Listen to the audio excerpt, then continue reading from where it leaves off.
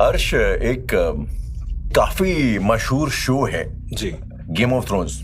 I am pretty sure आपने देखा होगा या उसके बारे में सुना होगा। बिल्कुल। तो उसमें एक एपिसोड था and I specifically remember that कि उसमें एक मैजिशियन, एक लेडी है, विच है, जो कि एक एंटिटी को कॉल करती है एक राजा का मर्डर कराने के लिए। और वो एंटिटी जो है एक शैडो होती है, परछाई, एक परछाई होती है जो कि बहुत दूर एक आइलैंड में एक राजा जो है युद्ध की तैयारी कर रहा होता है, वहां तक जाती है और उसको मार देती है। और किसी को हवा बनी लगती है कि हुआ क्या, जिसके सामने हुआ था वो जब बाहर जाके बताता था कि भाई एक शैडो है, उसने मार दिया, तो किसी ने उसकी बात पे यकीन ही नहीं किया और वहीं आके उल्टा फंस जाता है। तो ये बेसिकली नई कॉन्सेप्ट था, मुझे बड़ा इंटरेस्टिंग लगा। मैंने इसके बारे में पढ़ा तो पता लगा कि यार it's a common folklore in Europe कि एक जमाने में कुछ मजिशियन ऐसे ओरेकल्स वगैरह हुआ करते थे जो कि शैडोज को कॉल करते थे इस तरीके के खून खराबे कराने के लिए जी।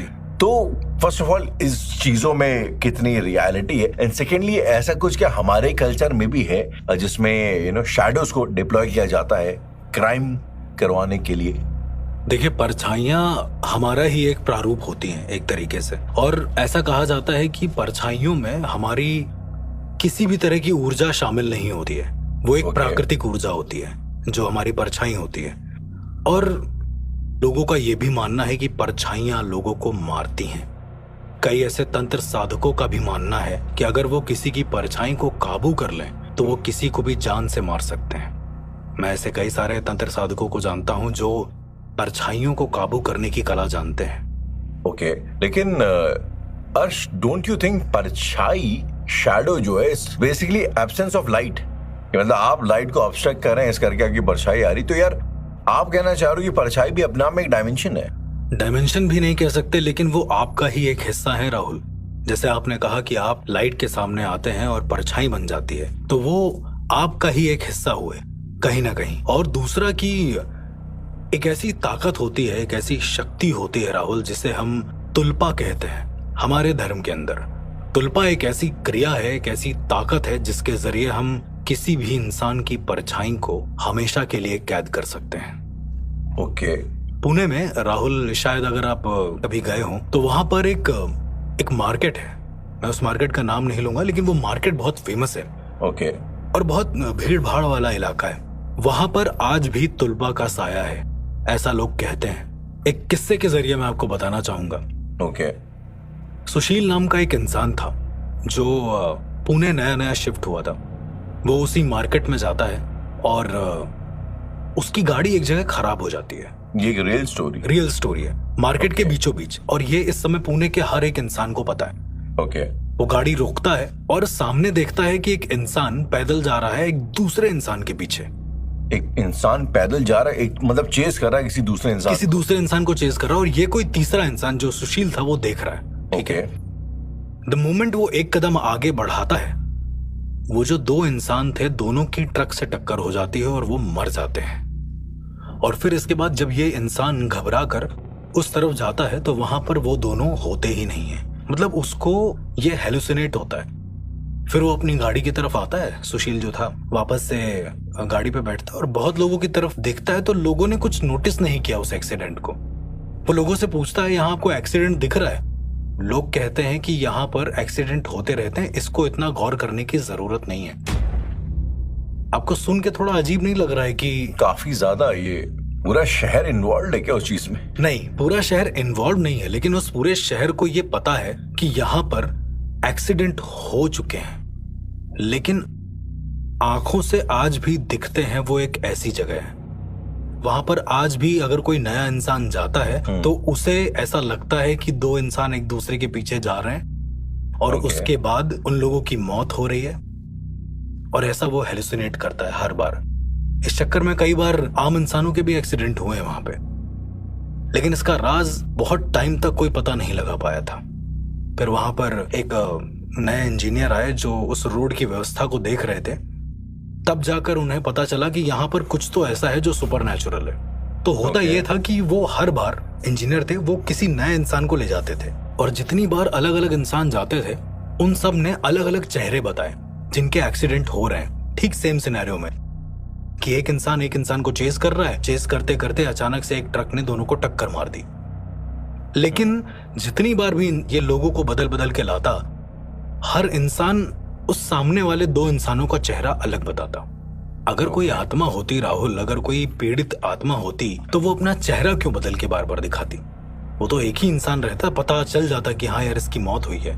जी बिल्कुल, राइट। तो इस इंसान ने करीबन 50 बार ऐसे अलग अलग लोगों को लाया और 50 के चेहरे अलग, यानी टोटल 100 चेहरे उनको अलग अलग मिल गए। और जितने चेहरों को भी वो बनाता, जितने चेहरों को भी वो आदमी जिसको साथ लाता वो उसे एक्सप्लेन करता, वो चेहरों को अंकित कर लेता, एक पेपर पे बना लेता वो स्केच आर्टिस्ट की मदद से, क्योंकि उसे पता लगाना था कि एक्चुअली में यहाँ पर हो क्या रहा है। ओके। अच्छा, जितने भी इंसानों को ये लाया है, नए इंसानों को, इन सब के साथ एक दिक्कत हुई है रात को। क्या दिक्कत? जब ये सोकर उठे हैं तो इनको ऐसा लग रहा था कि इन्हीं का एक रूप इनके सामने बैठा हुआ है और इनसे कह रहा है कि दोबारा से उस सड़क पर मत जाना वरना तुम्हारी मौत हो जाएगी। इन 50 लोगों के साथ सेम चीज? 50 लोगों के साथ सेम चीज हुई और 50 लोगों में से 10 की मौत हो गई। मौत भी अगर आप सुनेंगे तो बहुत अजीब तरीके से हुई। ये लोग सो रहे थे और इनकी मौत हुई है जैसे हम लोग टेक लगाकर बैठते हैं ना बेड पर, हाँ। वैसे ये टेक लगाकर बैठे हैं और उनकी आंखें खुली की खुली हैं आश्चर्य से। ऐसे मौत हुई है 10 की, सेम सिनेरियो में। ओके। इस पूरे प्रोसेस को 4-5 महीने हुए। जब इस आदमी ने, जो इंजीनियर था, जब इसने पूरी तहकीकात करी पुलिस वाले के साथ मिलकर, वो जो बाकी के 100 चेहरे आए थे सामने, तो राहुल ये पता चला कि ये 50 लोग, ये 100 लोग जो हैं इस रोड पर मर चुके हैं। क्या? एग्जैक्टली ये 100 लोग जो हैं, करीबन नहीं तो पिछले 70 सालों के अंदर ये 100 लोग इसी रोड पर सेम सिनेरियो में मरे हैं। थोड़ा सा इसको मतलब समझने की मुझे लग रहा है कोशिश आप परेशान हो रहे हैं इसको सुन के। मुझे समझ में नहीं आ रहा कि एक इंजीनियर आया, वो 50 लोगों को लेके आया और 50 लोगों को सेम चीज दिखाई दी। नहीं, 50 लोगों को अलग अलग 2-2 चेहरे दिखाई दिए। हर इंसान को 2-2 अलग अलग चेहरे दिखाई दिए। अच्छा, ओके। जब उसने तहकीकात करी है तो उसको ये पता चला है जो अलग अलग चेहरे दिखाई दिए गए थे, जो 100 चेहरे अलग अलग दिखे थे, हाँ। तो पुलिस वाले के जरिए जब स्केचेस को सब जगह बांटा गया है तो ये पता चला कि वो सब लोग यहाँ मर चुके हैं, यहाँ मरने वाले रोड पे, उसी सेम रोड पे, उसी सेम सिचुएशन में, उसी सेम ट्रक से। और फिर उसके बारे में और अच्छे से पता किया गया तो ये पता चला कि आज से करीब 75 से 80 साल पहले कोई तांत्रिक था। ओके।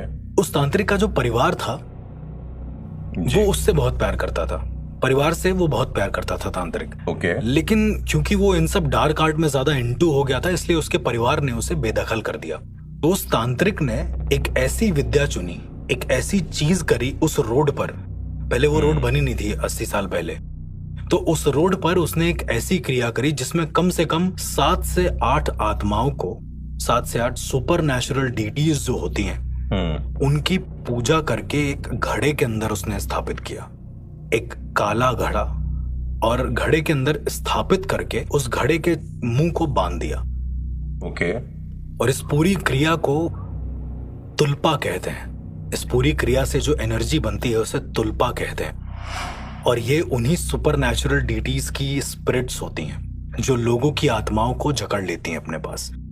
इसका एक दायरा होता है राहुल, करीबन मान लीजिए 5 किलोमीटर, 4 किलोमीटर, अपना एक दायरा सेट होता है इनका। तो उस तांत्रिक ने यही करा। उस तांत्रिक ने इस तरह से पूजा करी क्योंकि उसे अपने पूरे परिवार को खत्म करना था। उसने एक ट्रक वाले को पैसे दिए और उसके परिवार में इसके 2 भाई, इसकी माँ और इसका बाप था। इसने अपने दोनों भाइयों को ठीक वैसे ही मरवा दिया और अपने माँ बाप को इसने घर में जहर देकर मार दिया। सिर्फ इसलिए कि उसे निकाल दिया गया था? सिर्फ इसलिए कि बहुत ज्यादा नफरत हो गई थी, बहुत हीन वर्ड्स बोले गए थे उसके लिए, ठीक है। और इसके दोनों भाई एक दूसरे को चेज कर रहे थे क्योंकि पहला भाई इसको मारने जा रहा था और दूसरा भाई रोक रहा था। और इसी चेजिंग में उस तांत्रिक ने इन दोनों को मरवा दिया उसी रोड पर जहां पर उसने वो तुल्पा की क्रिया करी थी, जहां पर उसने वो घट रखा था। ऐसा माना जाता है कि उस घट पे इन दोनों भाइयों का खून आ गया और तब से इन दोनों भाइयों की जो आत्माएं हैं वहां पर पजेस करती हैं लोगों को, अगर वो कभी भी कोई भी इंसान जहां पर भी वो घट स्थापित है उसके ऊपर से चला जाए ओके तो वो पजेस हो जाता है अपने आप। और वो तांत्रिक कहाँ गया, क्या हुआ, किसी को कुछ नहीं पता। अच्छा, ये सब चीजों का पता इस इंजीनियर को एक बहुत सिद्ध पुरुष के जरिए पता चला। उसने सिद्ध पुरुष से पूछा कि यहाँ पर क्या हो रहा है आखिर, जब उसे नेचुरली कुछ नहीं समझ में आया तो, ओके क्योंकि वो भी बहुत अच्छा बिलीवर था। तो सिद्ध पुरुष ने बोला कि 4 हाथ आपको गड्ढा करवाना पड़ेगा उस रोड पर, और तब Okay. आपको एक चीज दिखेगी। तो वो कहता है कि इसका प्रोसेस क्या है। वो जो बाबा हैं वो बताते हैं कि तुमको रोड के बीचों बीच एक बड़ा सा, मतलब ऐसे 6 लाइंस का जो एक षटकोण बनता है, जैसे चतुर्भुज वर्ग, इस तरह से षटकोण बनाना पड़ेगा। और षटकोण के ऊपर उन्होंने एक यंत्र दिया।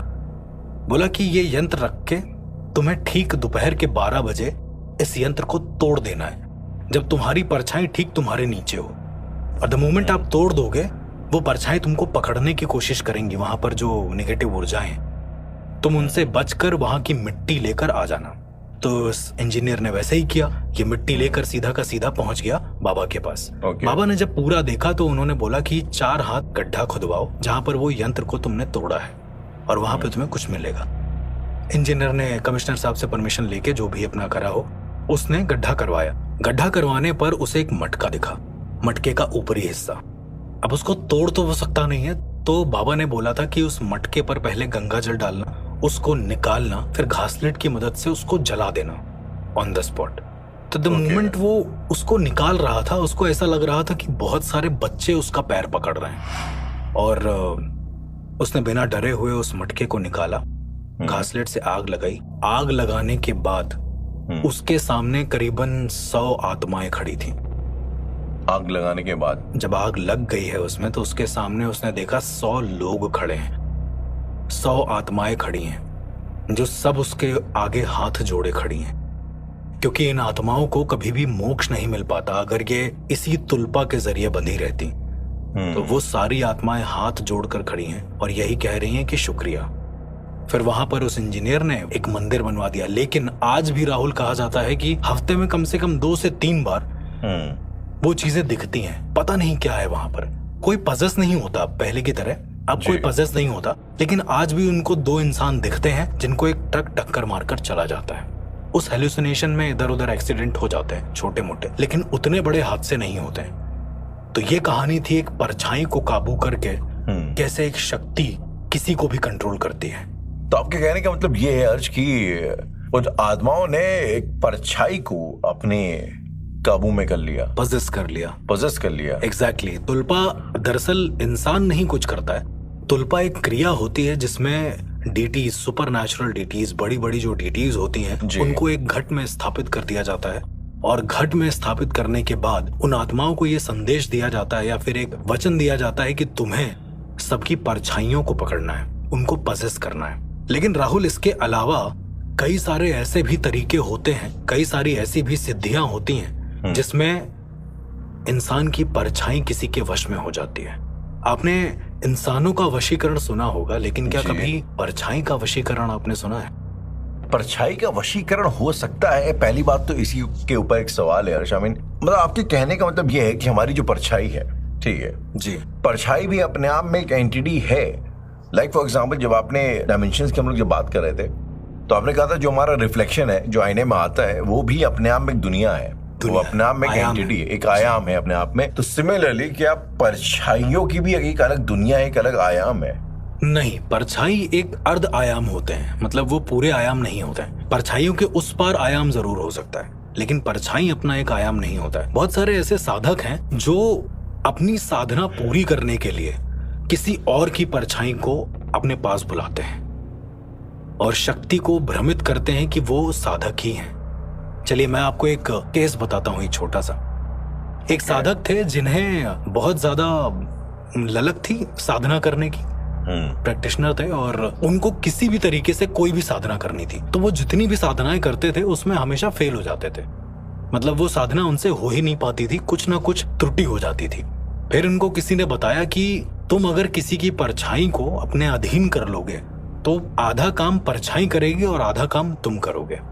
उसके बाद इन्होंने परछाई की जो सिद्धि थी, छाया सिद्धि बोलते हैं उसको, इन्होंने वो करना शुरू करा। वो करने के बाद राहुल, मैंने अपनी आंखों से देखा है, ये किसी भी इंसान की छाया को अगर पकड़ लेते थे तो इंसान मूव नहीं कर पाता था। आपने स्लीप पैरालिसिस के बारे में तो बहुत सुना होगा, राइट? जी, अक्सर, यस। ठीक वैसी ही कंडीशन हो जाती है जब आपके स्पिरिट पर कोई काबू पा लेता है। मतलब ये परछाइयों के जरिए इंसान की आत्मा को काबू कर लेते थे। इनके साथ ये था। ये मैंने तब देखा जब एक केस के दौरान मैं कुछ कर नहीं पा रहा था। तब मैंने इनसे बोला कि अगर ये कुछ कर पाए तो। ये सीधा गए और बोले कि इस इंसान को धूप में खड़ा करो। इन्होंने उस इंसान को, जो पीड़ित इंसान था, उसको धूप में खड़ा करा। वो इंसान जब इनको मारने आ रहा था तो इन्होंने बस उसकी परछाई पर पैर रख दिया। मतलब कुछ इस तरह से खड़ा किया था कि उनकी जो परछाई है वो उनके पास तक आ जाए, थोड़ा स्फेरिकल व्यू में। और इन्होंने जैसे ही परछाई के सर पर पैर रखा है, वो इंसान ने अपने हेड को नीचे कर लिया है तुरंत। ओके। और द मोमेंट उन्होंने उनके हाथ पर अपना हाथ रखा है ऐसे बैठकर, जी, वो इंसान वहीं का वहीं स्तंभ हो गया है, वहीं का वहीं खड़ा हो गया है। वो हिल ही नहीं पा रहा था। तो मैंने ऐसा भी एक साधक देखा है जो परछाइयों के दम पर लोगों को हील करता है या फिर खुद के लिए उसको उपयोग करता है। आज भी ऐसे साधक, आज भी ऐसे लोग मौजूद हैं राहुल। हम लोगों ने अभी तक जितनी भी बातचीत करी है, जी, ज्यादातर के चीजें ऐसी हैं जो कि सनातन के कल्चर से आती हैं, बिलोंग करती हैं, आती हैं। अगर मैं आपसे सवाल करूं कि जो कुछ एंटिटीज ऐसी हैं जो कि इस्लामिक वर्ल्ड से आती हैं, ओके, हम लोगों ने शायद इससे पहले जिन के ऊपर डिस्कशन किया है, बिल्कुल। तो क्या ऐसी कोई एंटिटीज हैं जो कि इस्लामिक वर्ल्ड से आती हैं, जिनका मेंशन इस्लामिक लिटरेचर में हो और जिसके इलाज के लिए भी शायद आपको कुरान और आयतों वगैरह का इस्तेमाल करना पड़े? So are you aware of such entities? शायद आप ये भी पूछना चाह रहे हैं कि क्या उनकी भी कोई साधना करता है? एग्जैक्टली, क्या उनकी भी कोई साधना करता है? मैं दो ऐसी चीजों के बारे में जानता हूँ राहुल, जो बहुत ज्यादा खतरनाक हैं और उनकी साधना करने वाले उससे भी ज्यादा खतरनाक हैं। और वो दो एंटिटीज हैं, खबीज जिन और परियां।